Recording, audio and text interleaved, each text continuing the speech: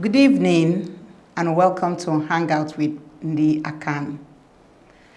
On our show tonight, we have a public figure, a very well-known personality, a man of God, a relationship expert, and his name is Pastor A.B. Isong.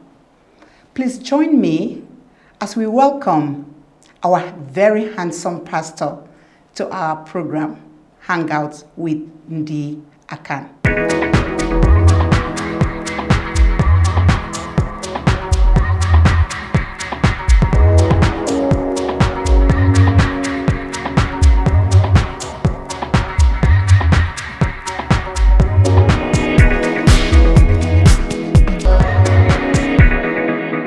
Pastor. Yes, ma'am. I know you as Pastor A.B. Isong, but I also know that many of our viewers may not know who you are.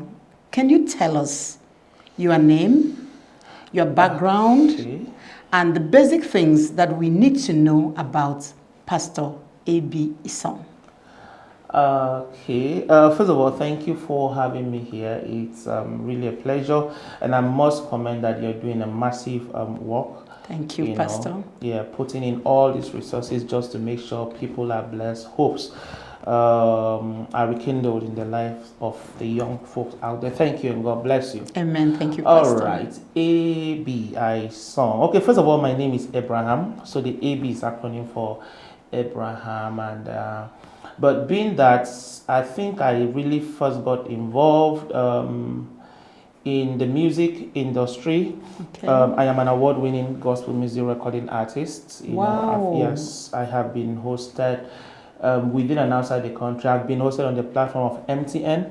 Yeah, wow. Outside Nigeria, I've been interviewed on 700 Club and a whole lot. Wow. Yeah, sure. Sure, yes. So yes, who is A.B.? Just like I said, A.B. Abraham Isong, Sunday. I am from Odoro village in Sutubiom local government area. Please, can you pronounce that again? Okay, Odoro, O-D-O-R-O, then Atasung, A-T-A-S-U-N-G. Wow. Yeah, village, in Sutubiom local government area of Akwa Ibom State. And then by birth, I am a Cameroonian. Yeah, I was born there. Oh, wow. I was born in Tipo General Hospital. And growing up, I don't know if I should add all of that.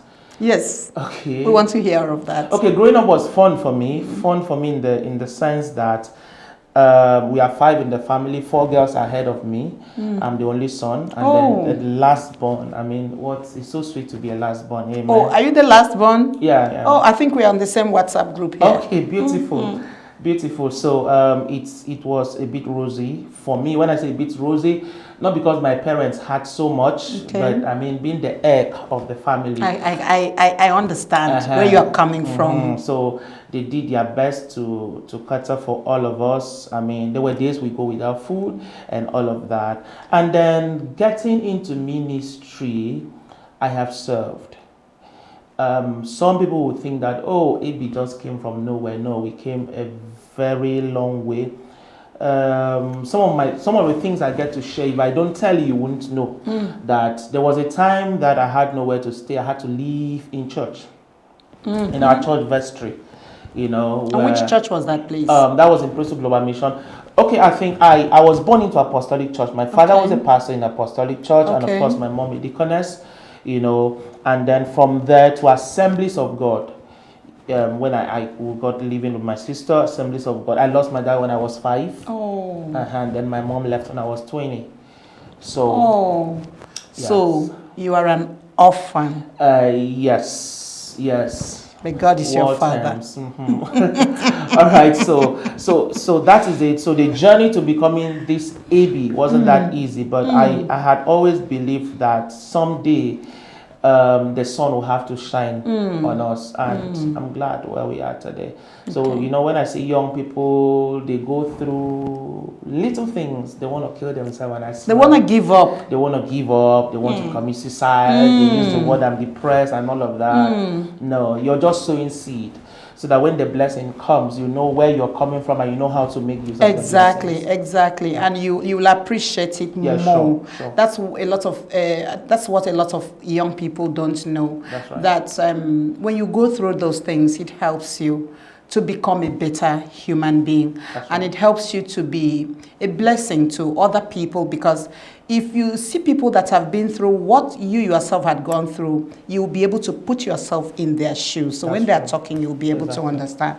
Thank you very much, Pastor. And the next question I want to ask is, I know you are someone that has a prophetic ministry. Have you ever experienced a situation where you give a prophecy and it doesn't come to pass? Ooh, I have to do a quick reflection now. Okay, rewinding the tape, rolling now. Okay, fine. I haven't had that situation. Okay. And I don't think I will have. Okay. The reason is this: I don't give prophecy on impulse. Prophecies fail when you did not hear from God. That's when prophecy fails. Now, it does not also mean that when you give prophecy and it doesn't come to pass that you're a fake pastor. No, it doesn't. It's even in the scriptures. Bible says you should just know that God did not tell him what he said. But that does not mean he's a bad person. In fact, Bible says do not be afraid of him. Okay, so you can give a prophecy and it doesn't come to pass. It simply means God did not talk to you. You were allowing maybe your emotions or something else to overtake you or overrule your sense of judgment. Yes.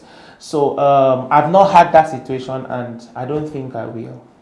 That's interesting to hear, because I think maybe some people sometimes they feel they've heard from God when it's not really God that they are hearing from. Yeah. That's why I had to ask that question. Now, as a pastor and as a relationship expert, do you think that the church has done well enough concerning the many cases of domestic violence that we are having now? I don't know if I should say yes and no, but from my personal experience or personal observation, I would love to say no, the church has not done enough. Okay. Yeah, because we've not done enough in the sense of sensitization.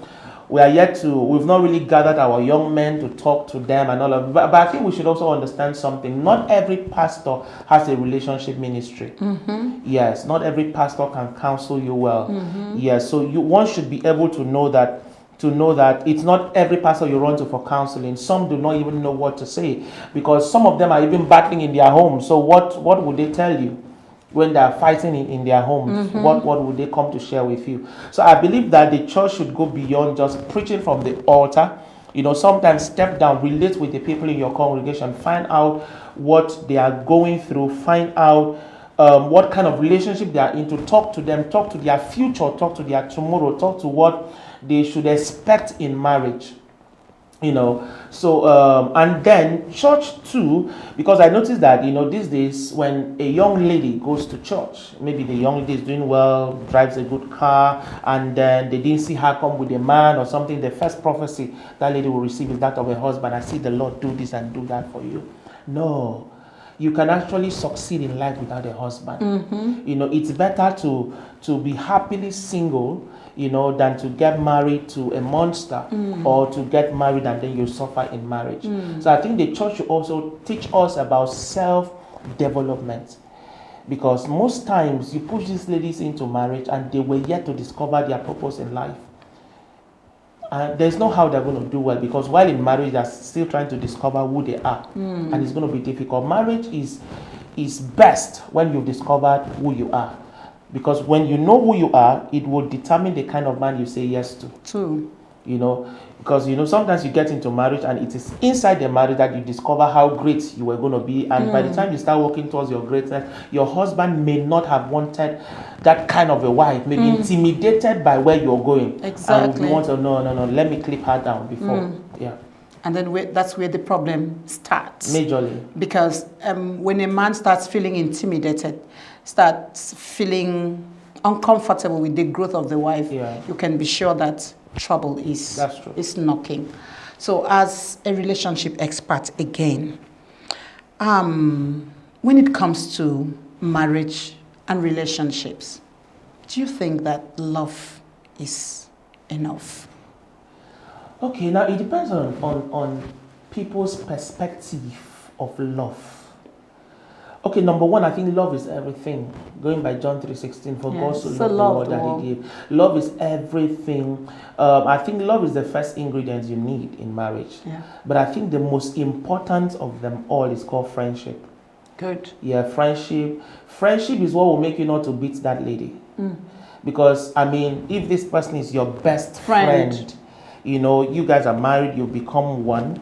You share so many things in common. You mean common. You won't raise your hand. You won't even raise a finger. If you raise it, it should be to bless her or to give her money.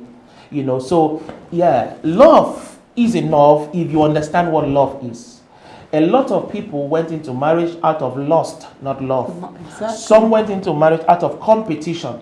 Oh, I must marry before that, my friend. That person has married, so I have to marry. Yes, you understand. And then some marry influence, marry position. You know, oh, he's a politician, he is this, he is that. So it means if at any point in life that those things are not there, those positions are taken off them, your love or whatever you call love then is been taken off. Okay. Yeah, so I think people should marry based on friendship. You see, when you have friendship, as the friendship grows, it metamorphoses to love, to what you call love. Love. Yeah, so I think that it does it. As a pastor, what do you think the church can do more to curtail the kind of domestic violence situations we are having now, because it's actually getting out of hand? Okay, I think the first thing is let the church begin to gather families and talk to families first. You know, when you see men now becoming beast monsters, they grew up in a house and not a home. Good. Yeah, so that's true. From a house you see parents fight and all of that, but from a home you see love. They may not have everything, but they have love. You know, so I think the church should gather families, should begin to have family meetings. You know, church shouldn't just be about motivation, about God bless you and bless you and bless you, and we shout, we take offering and we go. No, sometimes let us call for a solemn gathering where we come down. We may not even need to use the microphone. Get to know what is going on in families. Allow women, men to open up. Let us know what you're going through, because whether we like it or yes, it's going to tell on your children. You know, there's a book I'm reading. It's titled "Do Yourself a Favor, Love Your Wife." You know, because once there's love in the family, it will reflect on the children. That's okay, very so correct. yes, so I think the church should go back to talking to raising good families, good families. And then in a good family, good sons and good daughters will be raised. Exactly. All right? And we'll have a better world. I remember when I started following you on Facebook. Okay. One of the things I saw that got me excited about you was one post you made about your wife. Oh. You wrote, Isong, please, where did you keep the perfume? I promise you I'm not going to do shh. I will just do okay. That I got excited. What I saw there was friendship. You know, because of the kind of relationship I had with my husband. When I see husbands and wives that are friends, it excites me. So I was like, wow, this couple, my God, I just love them. So I want to ask you, please, what's the secret to this kind of beautiful relationship that you are having with my sister, Isong? Okay. Number one, everybody should understand that marriage is hard work.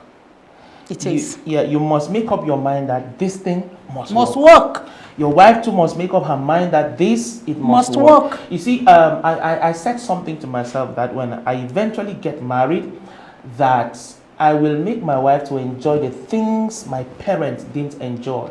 Same thing with my children. They're going to get the things that I was not privileged to get. They love my mom. Yeah, she had her own kind of love, but in our generation we had to take it different, 100%, up. And then so till tomorrow, I don't see my wife as my wife.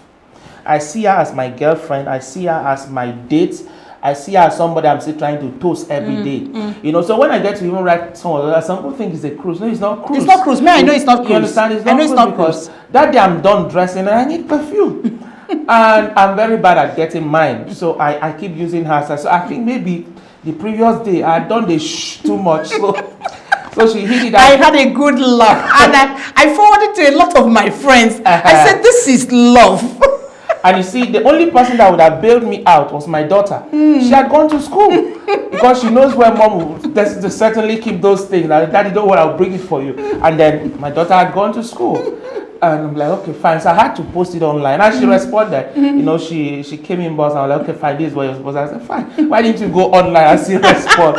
You know, to this thing. So I think if we can still have that bond, that friendship, because why most women age in marriage is because the bond of friendship has been broken. There. It's no longer there. You don't play with her anymore. I play a lot with my wife.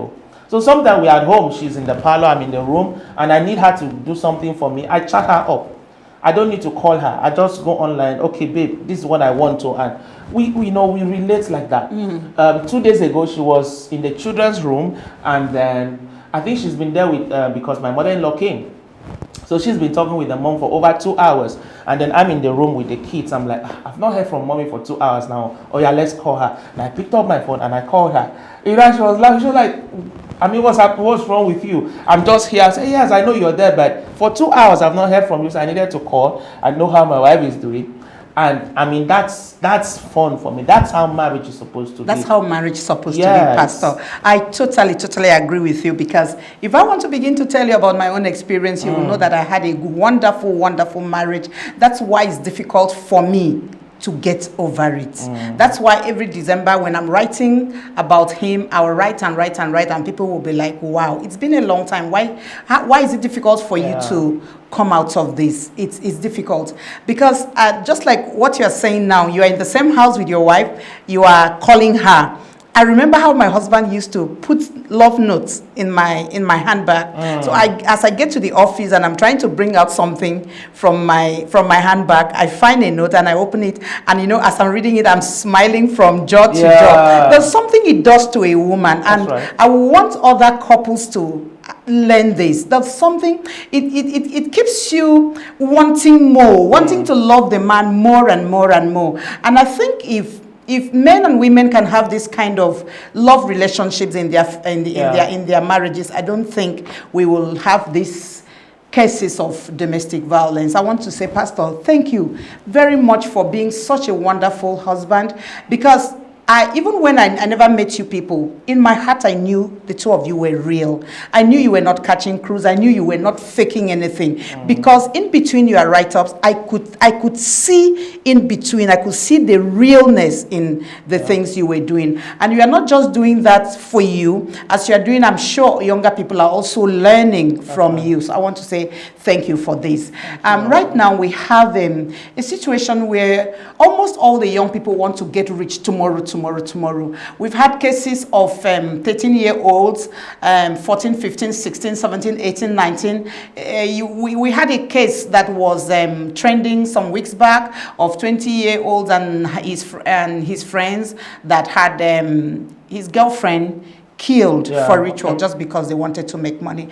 The question one will always ask is, what do these young folks want to do with so much money? So, Pastor, from all that you have told us, I can see that you started the journey from scratch and you built it. You went through the process and you got here. So please, what advice will you have for our youths concerning this situation? Okay, before I run to this, let me say something that during the relationship, some people will be asking, so where do we find such men? Where do we find such women that we can have such a lovely marriage with?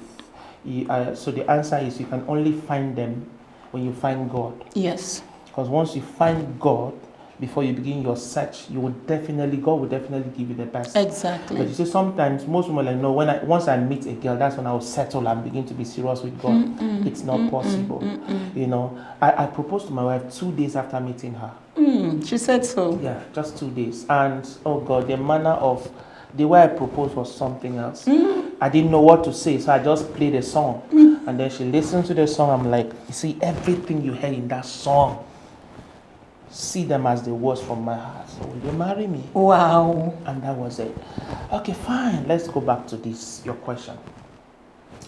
You see, the things we see every day has a way of influencing our tomorrow. We thank you for the good movies you do.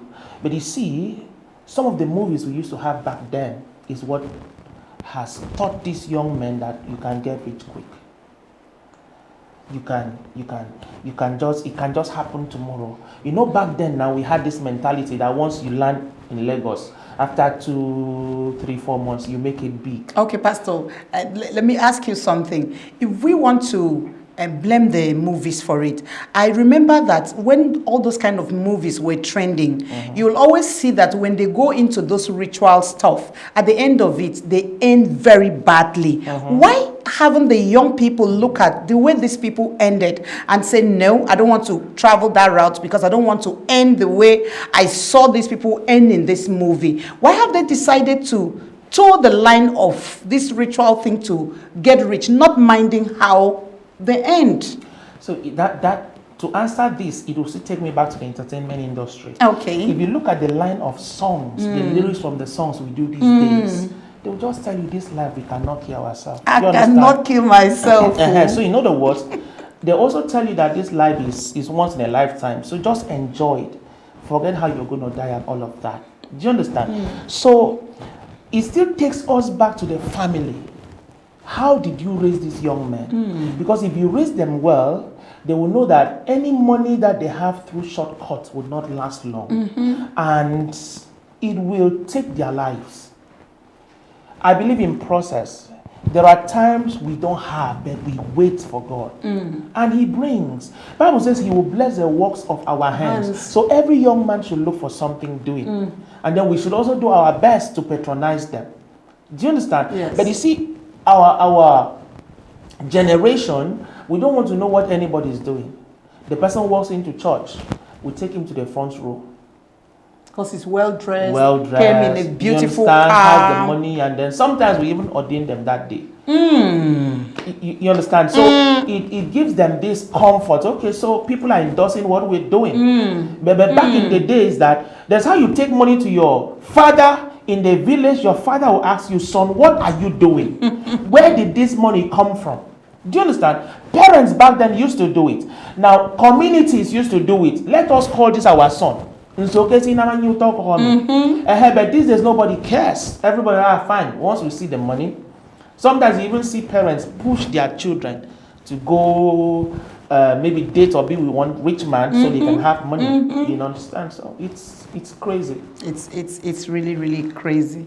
Pastor, honestly, it's really crazy. Things are really going out of hand, and I'm just praying that God will help this generation because it's getting out of hand. And I want to ask, what advice, again, do you have for the younger generation? I still want you to take time. As someone who has dealt with a lot of young people, who have had dealings with a lot of young people, I want you to take your time to advise the young people on how they can follow through with hard work, consistency, to get to where God has ordained for them to be. Okay, fellow young men, I want to be truthful and sincere with you. We live in a generation whereby even helpers are looking for help. Because most of you feel that when you run to certain people and they cannot help you, you feel that, oh, you've come to the end. No, you've not come to the end of your world. There's still a better tomorrow if you can only persevere, if you can keep pushing, if you can keep doing exactly what you are doing.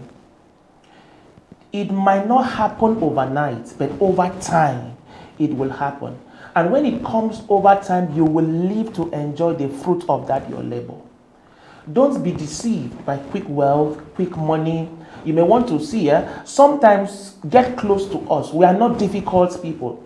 Try to find out how did you move from point A to point B to point C to where you are today. We don't have millions, we don't have billions, but the little we have, we want to make sure it goes around, we share with as many people as possible. Why? Because we have been where you are right now, and we know how difficult it was to get out of this point. At every situation in your life, God will always raise men to stand by you. But you see, men will not just help you if you have nothing to offer. What value are you bringing to the table as a young man? Have you been through school? Have you thought of putting yourself through school? Fine, there's no money to go to school. What skills have you been able to learn? What can you bring to the table? It's not just running to someone, please help me with urgent 2K, help me. What value? So why don't you come to a man or somebody you see, sir, I can help you do this. I can do laundry for you. I can do this. That will move you from that point where you are to another point. Always look at, what do I have? There must be something. Moses gets to a point where there's a Red Sea. And God did not just say, oh yeah, the Red Sea will be divided. He had to, Moses, what do you have in your hand?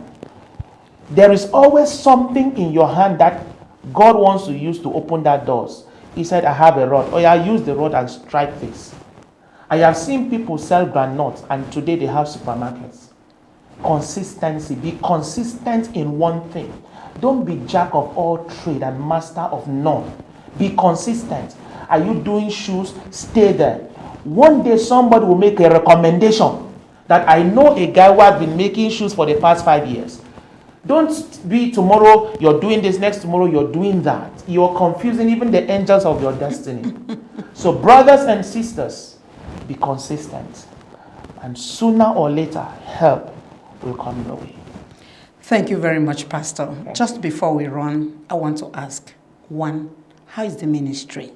2, aside ministry, are you doing something else, like a side hustle? Okay. I'm one person who believes in multiple streams of income. Good. Yeah, I do a whole lot. I'm a social media expert. Good. I do graphics. Oh, really? Yes, all the graphics you see on my timeline, I design them myself. I catch you. So I make money from graphics. Okay. I promote gospel music. Okay. Yes, I also run a program on radio. So okay. I do many other things. That's interesting. That's very interesting. Because so why I'm saying this is this, because some people feel that I've seen young men who are, forgive me, let me use the word frustrated, and they feel, oh, let me just run to ministry and I'll make it. Never you enter ministry when you out of frustration. 1, out of frustration. 2, when you did not have a genuine call from God, you'll be frustrated. You're going to join to do mistakes.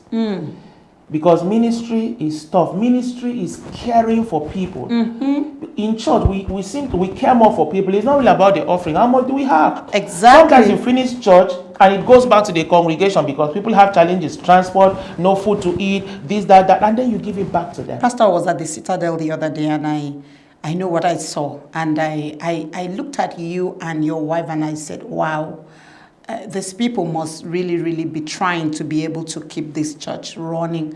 Because there are churches that you go to and you see, the kind of people you see there, you know, okay, they have timbers and caterpillars. Yeah. But most of the people I saw in that church, I know you people are the ones caring more for them. Yeah. So I want to say well done, well done, well done, Pastor, well done. And thank you very much for coming on our show. It's really been an exciting conversation with you. Sure. God bless you. Amen. I pray for more unction upon your life, more of God's grace, anointing. Amen. And I pray that you, your family, your ministry will never be stranded in life in Jesus' name. Amen. Once again, thank you for coming and God bless you. Thank you so much. And so, dear viewers, at this point, we want to draw the curtain on the show, Hangout with Ndy Akan. Thank you very much for staying tuned with us, and please keep it a date for the next time. Thank you, and God bless you.